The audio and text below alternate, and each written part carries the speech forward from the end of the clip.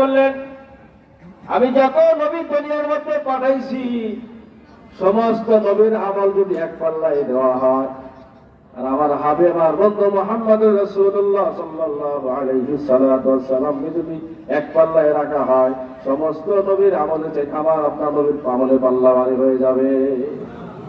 কেমন নবীর উম্মত আমরা বলে, যাকে না বানাইলে আল্লাহ রাব্বুল আলামিন দুনিয়ার কোনো কিছু বানাইতেন না, কোনো কিছু সৃষ্টি করতেন না। এজন্য আল্লাহ রাসূলকে এমন সুন্দর করে বানাইলেন। আম্মা হযরত আয়েশা সিদ্দিকা রাদিয়াল্লাহু আনহা বলেন, লানা শামসুন আলিল আফাকি শামসুন, লানা শামসুন আলিল আফাকি শামসুন ওয়া শামসুস সামাই বাদাল ইশা। আল্লাহ নবী আম্মা হযরত আয়েশা বলেন, দুনিয়ার একটা সূর্য আছে। কি বলেন? দুনিয়ার একটা সূর্য আছে না, পূর্ব দিক থেকে ওঠে পশ্চিম দিকে অস্তমিত হয়, কেন বলেন? কথা বলেন, হয়। আম্মা আয়েশা বলেন, দুনিয়ার একটা সূর্য আছে, এই সূর্যটা সকালবেলা পূর্ব দিক থেকে উঠে পশ্চিম দিকে যায় অস্তমিত হয়। আর আমার একটা সূর্য আছে, আমার একটা আলো আছে, যে আলোটা যখন এশার নামাজ পড়ে ঘরে প্রবেশ করে, ঘরে প্রবেশ করার সঙ্গে সঙ্গে আমার ঘরটা আলোকিত হয়ে যায়।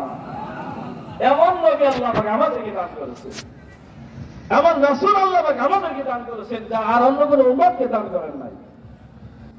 আল্লাহ রাসূল বলেন, কিয়ামতের মাঠে যতক্ষণ পর্যন্ত আমি মুহাম্মদ রাসূলুল্লাহ সাল্লাল্লাহু আলাইহি সাল্লাম জান্নাতে প্রবেশ না করব, ততক্ষণ পর্যন্ত অন্য কোনো নবী জান্নাতে যেতে পারবে না। যতক্ষণ পর্যন্ত আমার একটা উম্মত জান্নাতে না যাবে, ততক্ষণ পর্যন্ত অন্য কোন নবীর উম্মত জান্নাতে যাওয়ার সাহসও পাবে না। আল্লাহু আকবার। আমাদের দাম আছে কিনা বলেন? শেষ কবে শেষ উম্মত।